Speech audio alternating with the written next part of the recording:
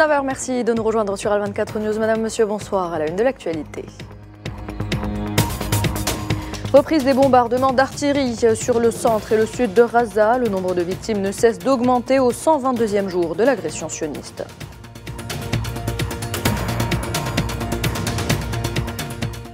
En réunion du gouvernement, le Premier ministre palestinien Mohamed Shtayyeh appelle le Conseil de sécurité des Nations Unies à œuvrer pour mettre fin au génocide à Gaza.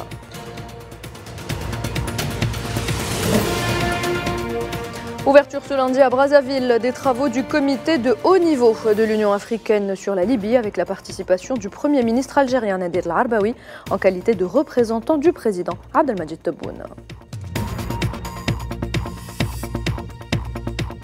Et puis nous reviendrons sur le climat tendu au Sénégal alors que les députés se penchent sur le report de la présidentielle de 6 mois. Des échauffourées ont éclaté devant l'Assemblée nationale.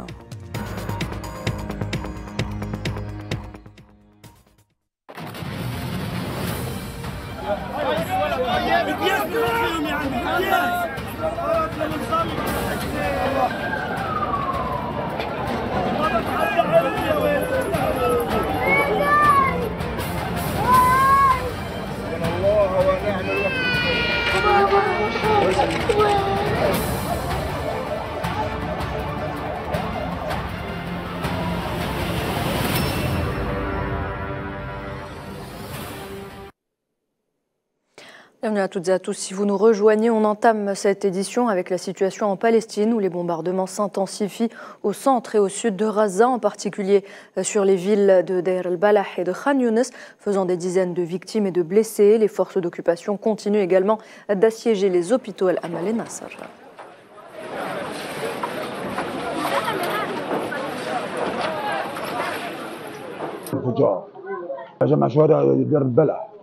واللي حواليه دور المساكن اللي حواليه صار فيهم اصابات انفجار. Alors que le nombre de victimes ne cesse d'augmenter, des funérailles se sont tenues ce lundi aux abords de l'hôpital Al-Aqsa à Deir el-Balah.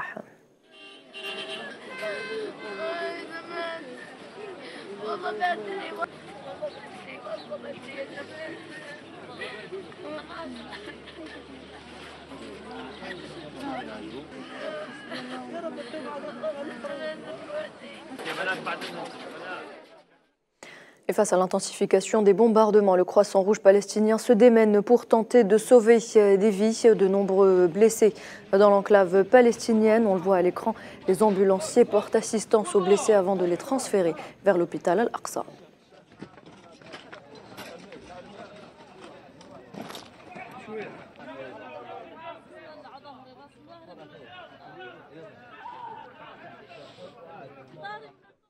Et justement, à propos du Croissant Rouge palestinien, des images ont été publiées montrant la destruction de leur siège à Jabalia, dans le nord de la bande de Gaza.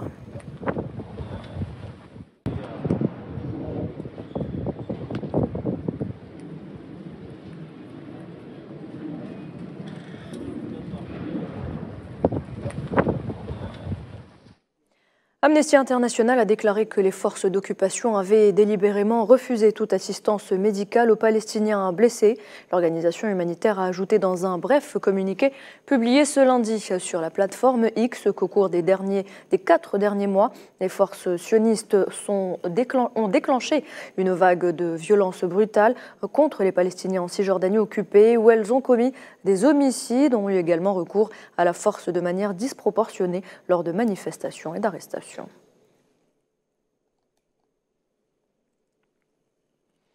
Et alors que les aides humanitaires peinent à parvenir à Gaza, un nouveau convoi a pu franchir le passage de Rafah ce lundi avec à son bord des produits de première nécessité, de la nourriture et des médicaments, des aides qui restent tout de même en deçà des besoins dans la région et qui risquent de s'épuiser très rapidement.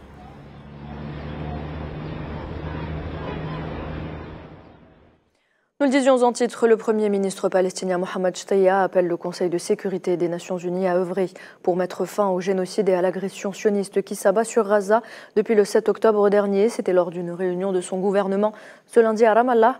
Shtaya a également rappelé que les crimes à Gaza se poursuivent depuis bientôt 5 mois et que malgré la décision de la Cour internationale de justice, les bombardements ne se sont pas arrêtés. La famine n'a pas cessé et le nombre de victimes ne cesse d'augmenter. الضحايا ما بين شهيد الجرائم في غزة تدخل شهرها الخامس. Les crimes à Gaza entrent dans leur 5e mois.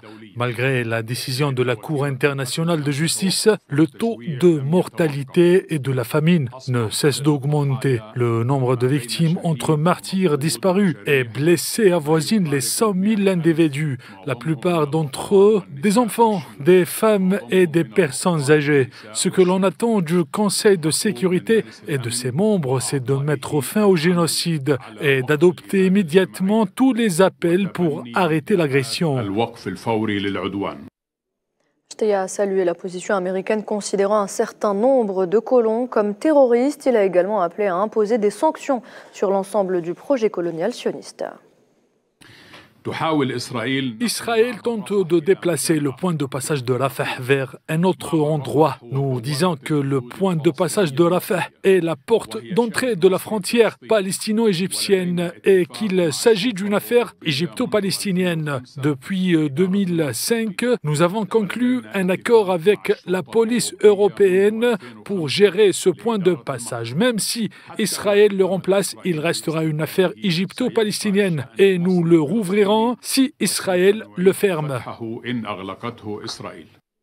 Voilà, donc vous l'aurez compris, le Premier ministre palestinien a souligné dans cette vidéo que vous venez de voir que l'entité sioniste tentait donc de déplacer le passage de Rafah vers un autre endroit. Nous revenons à présent à son allocution lorsqu'il parle de la position américaine.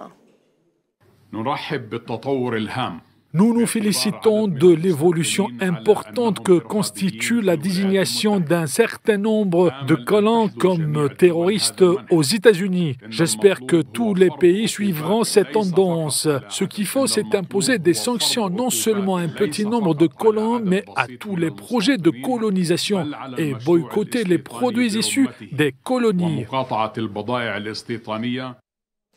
Il est temps de reconnaître l'État palestinien, c'est ce qu'a déclaré Nabil Abu Roudaïna, porte-parole officiel de la présidence palestinienne. La Palestine doit également obtenir l'adhésion à part entière à l'ONU, car c'est le seul moyen d'atteindre la sécurité et la stabilité pour tous. Abu Roudaïna a ajouté qu'il était nécessaire d'établir un mécanisme clair et de s'engager à prendre des mesures spécifiques et des garanties internationales dans un délai précis pour reconnaître l'État palestinien, car les déclarations positives seules ne suffisent pas.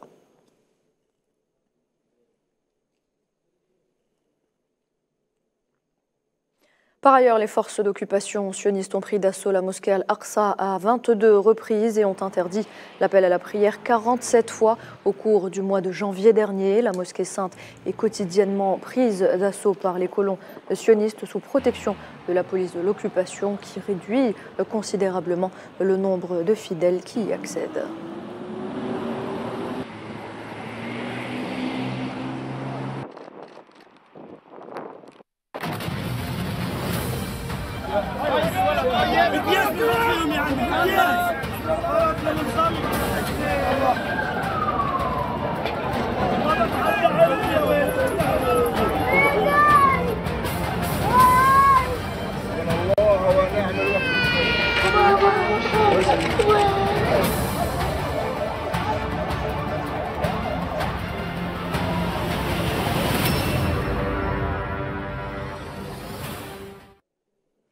Dans l'actualité également, les Yéménites condamnent les frappes aériennes américano-britanniques qui ont touché 6 provinces contrôlées par les Houthis dans le nord du pays, dont Sanaa, la capitale. Les Houthis qui ont par la suite annoncé des représailles.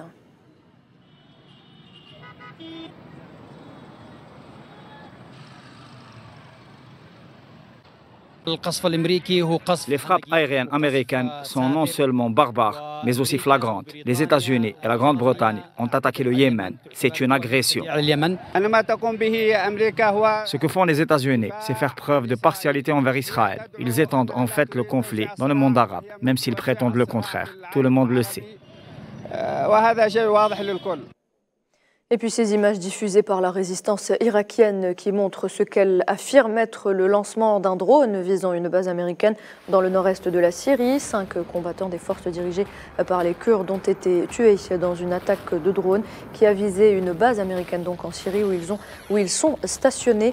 L'attaque intervient après les frappes menées par les États-Unis dans la nuit de vendredi à samedi contre des forces d'élite iraniennes en Syrie et en Irak, d'après les États-Unis, qui ont fait au moins 45 morts.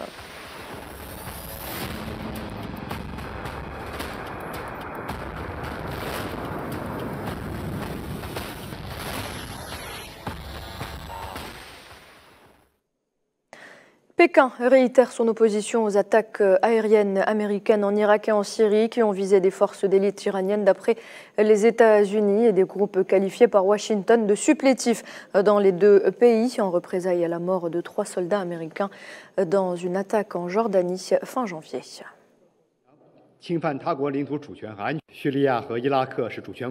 La Syrie et l'Irak sont des pays souverains. La Chine s'oppose aux actes qui violent la Charte des Nations Unies et portent atteinte à la souveraineté territoriale et à la sécurité d'autres pays. La situation actuelle au Moyen-Orient est extrêmement complexe et sensible. La Chine exhorte les parties concernées à respecter scrupuleusement le droit international, à faire preuve de calme et de retenue et à éviter une nouvelle escalade des tensions régionales qui pourrait même devenir incontrôlable.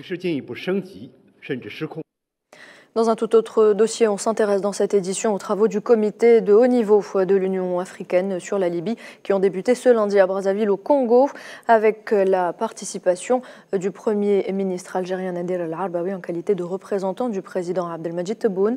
Dans un discours prononcé en son nom par le Premier ministre, le président Tebboune a renouvelé la position de l'Algérie, appelant à mettre fin à toute forme de présence militaire en Libye.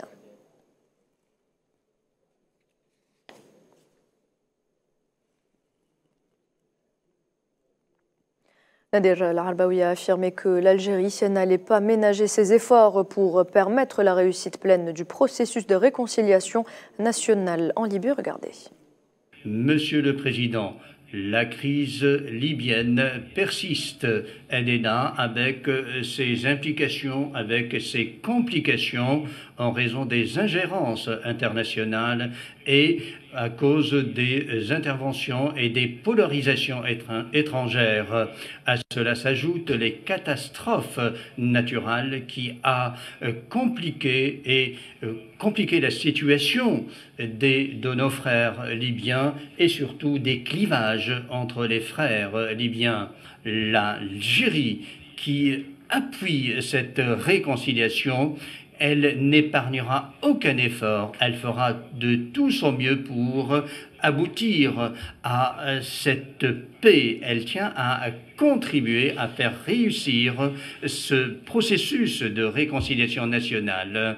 Dans ce cadre, je réitère mon appel à tous les intervenants libyens pour qu'ils fassent en sorte que les Libyens retrouvent la paix, la sécurité. Ils sont appelés à leur donner ce droit de désigner leurs représentants tout en restant dans cette paix et en mettant un terme surtout aux ingérences internationales. Encore une fois, j'ai une intime conviction que cela ne peut se réaliser que par le biais de l'organisation des élections qui étaient prévues pour 2021.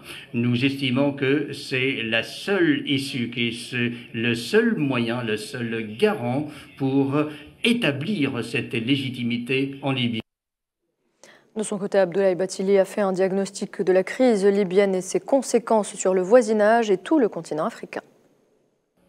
La crise libyenne, qui dure depuis plus d'une décennie, se manifeste par les souffrances énormes infligées au peuple libyen, mais également à travers des conséquences néfastes qui affectent les voisins en Afrique du Nord. l'Algérie, l'Égypte, la Tunisie et au Sahel, le Mali, le Niger, le Soudan, le Tchad. La crise libyenne est ainsi de fait non seulement une crise nationale, mais aussi une des crises majeures auxquelles l'Afrique et le monde sont aujourd'hui confrontés. Je souhaite de tout cœur que le processus de réconciliation nationale en Libye soit épargné de l'exemple contagieux de ces douloureuses récidives qui donnent l'impression d'un travail de Sisyphe. Enfin, Moussa Faki Mahamat, président de la Commission de l'Union africaine, a mis en relief les principaux défis pour aller au-delà de la crise actuelle en Libye. Il a insisté sur la dimension centrale de la réconciliation nationale. Excellences, Mesdames et Messieurs, puisque tout le monde reconnaît aujourd'hui que cette crise est multidimensionnelle, il est important de mettre en relief ces 4 principales dimensions militaires et sécuritaires, politique et institutionnelle, économique et financière, et enfin celle de la réconciliation. Nous avons, dès le début, insisté sur un dogme qui n'a cessé de se confirmer, celui de la centralité de la réconciliation dans le quartet des dimensions susmentionnées. Il n'y aura pas d'accord politique viable sans la réconciliation. Il n'y aura pas d'élection régulière, transparente et inclusive sans la réconciliation. Il n'y aura pas de paix durable sans la réconciliation.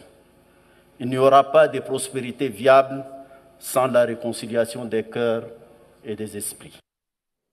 Et on reste sur le continent. C'est dans un climat tendu que les députés sénégalais ont commencé ce lundi à débattre d'un texte sur un report de la présidentielle de plusieurs mois. Le rapport adopté la veille en commission préparatoire propose de repousser de 6 mois ou même d'1 an à février 2025 l'élection présidentielle initialement prévue le 25 février prochain.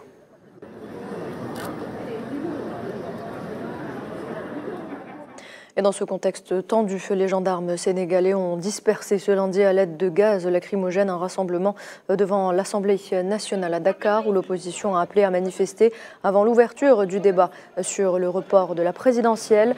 Les forces de sécurité ont lancé 2 grenades lacrymogènes pour disperser un groupe de quelques dizaines de personnes qui refusaient d'obéir à leur injonction et qui se sont repliées plus loin, scandant, je cite, Macky Sall, dictateur, du nom du président sénégalais.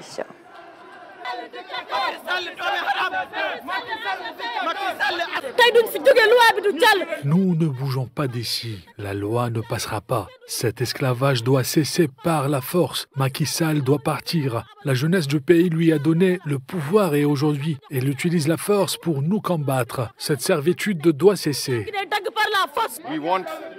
Nous voulons que tous les Sénégalais viennent ici et protestent pacifiquement, disant pour que cette horrible ambition ne se réalise pas dans ce pays. Nous méritons la liberté, nous avons été un pays pacifique, un pays démocratique, et le président n'est pas autorisé à prendre notre liberté simplement gratuitement. Tout autre chose à présent, le Kremlin a qualifié ce lundi d'acte terroriste monstrueux le bombardement imputé à l'armée ukrainienne d'une boulangerie dans la ville de Lysychansk, dans l'est de l'Ukraine, qui a fait donc au moins 28 morts selon des secours russes.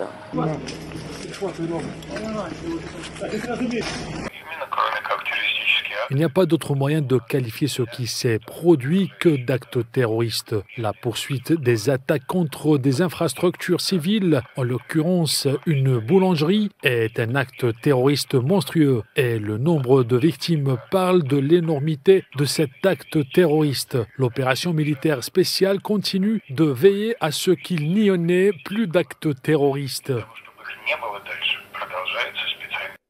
Le président ukrainien Volodymyr Zelensky a visité ce lundi une base d'entraînement militaire dans la région de Dnipro, où il a observé des soldats effectuer des exercices. Zelensky a également remis des récompenses aux troupes et les a remerciés pour leur service dans la défense de l'Ukraine. Les services de sécurité géorgiens ont déclaré ce lundi avoir saisi une cargaison clandestine d'explosifs à destination de la ville russe de Voronej. Depuis le port ukrainien d'Odessa, les explosifs étaient cachés dans une cargaison de batteries de voitures entrée en Géorgie en janvier par voie terrestre depuis l'Ukraine via la Roumanie et la Bulgarie et saisis à la frontière avec la Russie. Les engins explosifs ont été introduits en Géorgie le 19 janvier, depuis la ville ukrainienne d'Odessa, via la Roumanie, la Bulgarie et la Turquie, à bord d'un minivan appartenant à un Ukrainien. Les engins explosifs sont armés d'explosifs plastiques C4, généralement utilisés par les militaires, et peuvent être déclenchés à l'aide d'un détonateur électrique et d'une minuterie spécialisée. L'explosif pèse au total 14 kg. Les conteneurs étaient également remplis de 6 détonateurs et de 6 clés spéciales. Chacune des 6 boîtes d'engins explosifs contenait une minuterie électronique avec un temps d'activation préprogrammé. Le SSG a révélé que 7 personnes originaires de Géorgie, 3 d'Ukraine et 2 d'Arménie étaient impliquées dans l'importation d'engins explosifs en Géorgie. Leur transport à l'intérieur du pays, le transfert d'un conteneur vers la Fédération de Russie et le placement d'un autre conteneur dans la capitale.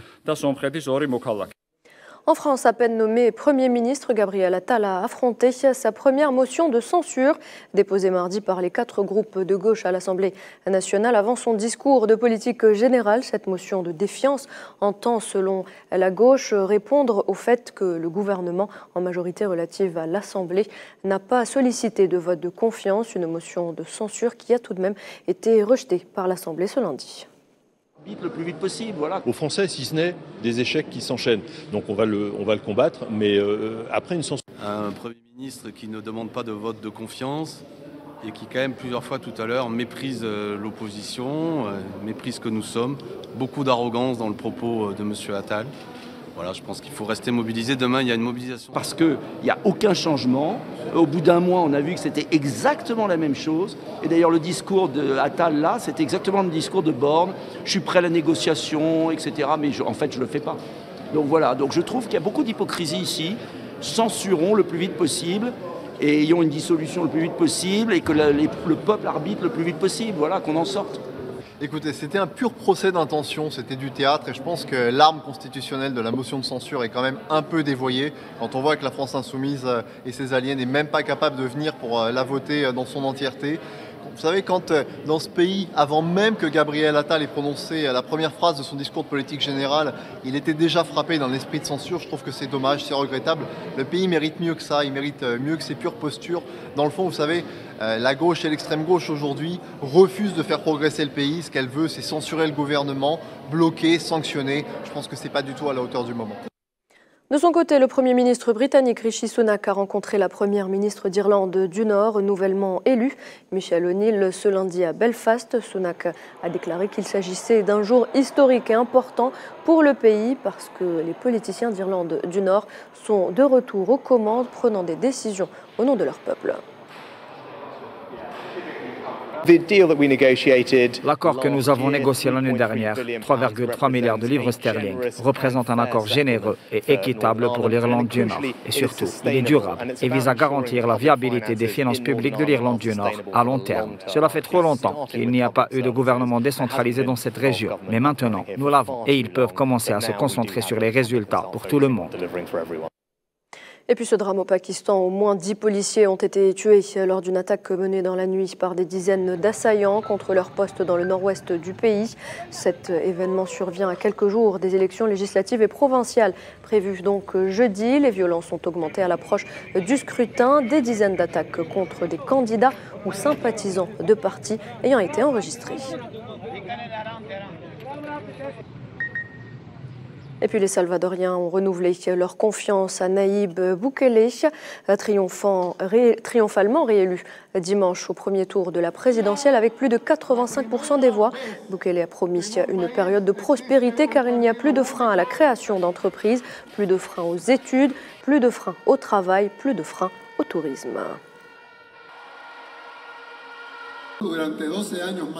Nous avons non seulement remporté la présidence de la République pour la deuxième fois avec plus de 85% des voix, mais nous avons également remporté l'Assemblée législative avec 58 députés sur 60. En ce jour, le Salvador a battu tous les records de toutes les démocraties dans l'histoire du monde. Ce serait la première fois que dans un pays où un parti unique existe dans un système pleinement démocratique, l'ensemble de l'opposition a été pulvérisé. Le président vénézuélien Nicolás Maduro, qui devrait briguer un troisième mandat lors de la présidentielle de cette année, a assuré ce dimanche devant des milliers de partisans à Caracas que le peuple au pouvoir allait gagner. Selon un accord entre pouvoir et opposition signé à la Barbade en octobre dernier, les élections devraient avoir lieu au deuxième semestre de cette année 2024 avec la présence d'observateurs internationaux.